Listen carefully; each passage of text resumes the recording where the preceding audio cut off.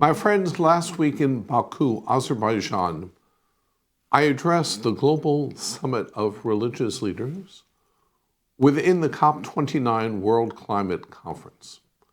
This summit provided a strong spiritual framework to government officials and political leaders from across the world who are now participating in COP29, underscoring the urgent need and necessity to uphold ethical and spiritual values, instilling respect and care for our climate while promoting the sanctity and sacredness of our environment.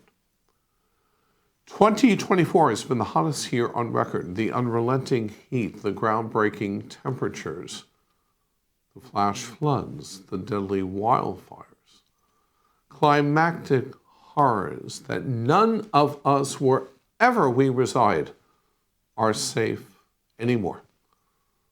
Unless something is done on a persistent and planet-wide scale, this extreme weather will grow more frequent and more intense.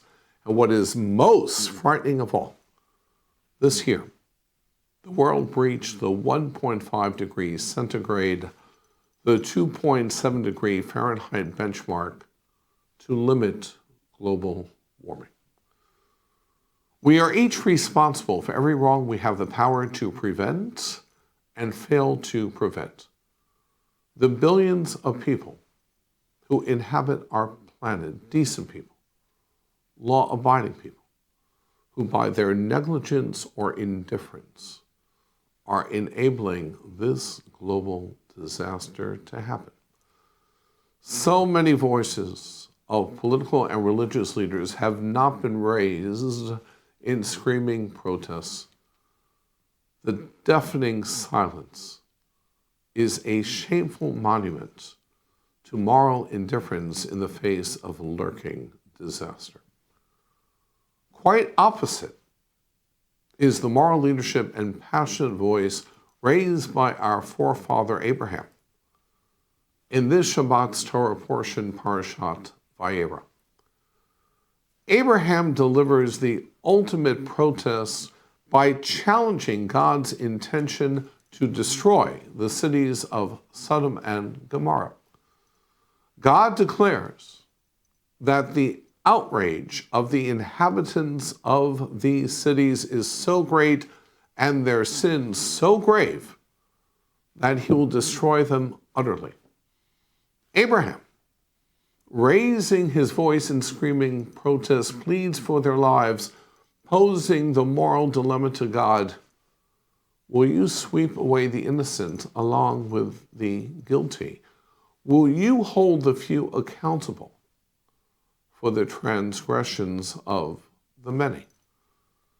And Abraham shames God into agreeing to spare the cities if 50 righteous people can be found, lowering the number to 45, and 30, and 20, and finally 10. Abraham demonstrates that we are each responsible for every wrong we have the power to prevent and fail to prevent. My friends, time is of the essence. The harsh reality that our entire human family has failed miserably to deal effectively with the existentialist challenge of rapidly escalating climate change.